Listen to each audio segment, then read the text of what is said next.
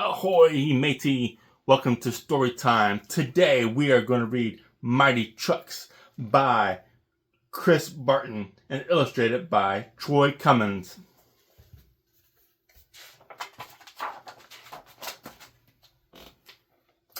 Everything Clarence did for fun somehow seemed to get him dirty. Not just a little splatter on the mud flaps dirty, really dirty, really dirty.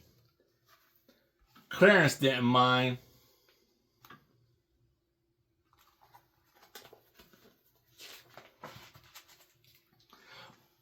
But his boss did.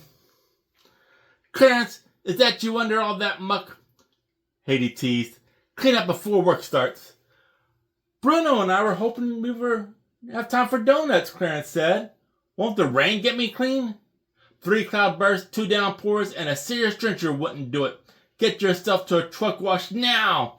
All right, I'll go, Clarence sighed. If you say so. You think he's gonna go? Let's find out. By the time Clarence made it to the truck wash, thunder was rumbling. Sun sprayed, slappers wept, water splashed from every angle. Just then, what happened? Ka-flash! Kaboom! Lightning struck, everything shook, the frizzing, frothing, glowing foam washed Clarence clean. His paint shimmered, glimmered, and glistened and gleamed. Clarence felt revved up, raring to roll. And powerful, he said. Really powerful. Soon Clarence found Bruno stuck in some mud. Need a little help? No need to dirty yourself, shiny clean stranger, said Bruno. My friend Clarence is on his way. We're going for donuts. He'll push me loose. You joker, said Clarence. All right, let's go. He meant to give just a nudge, but boing! Wow, what do you know? Gosh, you sure are a mighty truck, yelled Bruno. Mighty truck. Clarence liked the sound of that.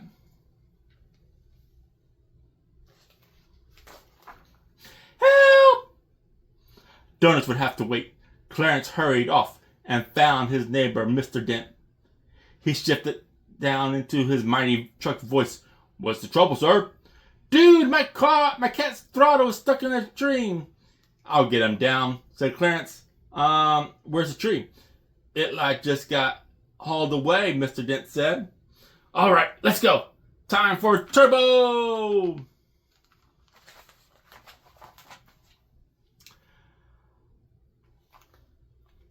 The spade truck had start, but it didn't have mighty speed.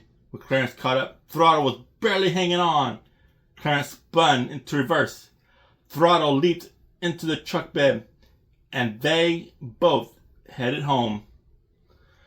Major thanks, dude, said Mr. Dent. Catch you later, just call me Mighty Truck. Clarence drove away to look for Bruno, wondering if there's still time for donuts. You think there's still time for donuts? Well, let's see.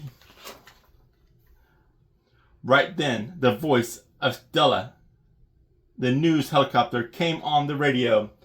Danger today. Storm has knocked loose a beam on the new Axelberg high rise. It could fall at any minute.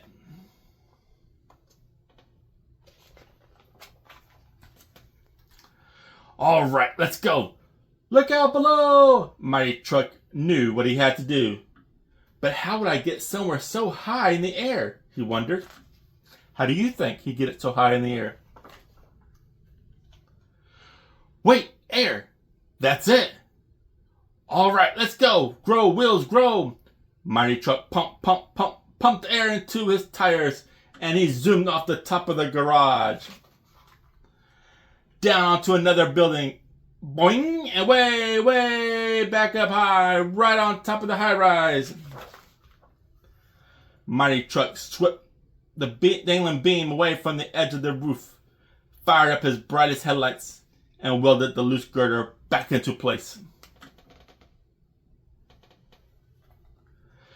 That Mighty Truck did it! Poof! Axelberg cheered, and Mighty Truck bounced safely onto a pile of dirt.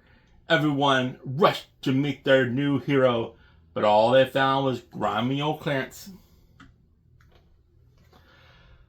Clarence considers telling her that he was Mighty Truck, but if anyone knew, they might expect him to stay clean all the time, and he really didn't want that.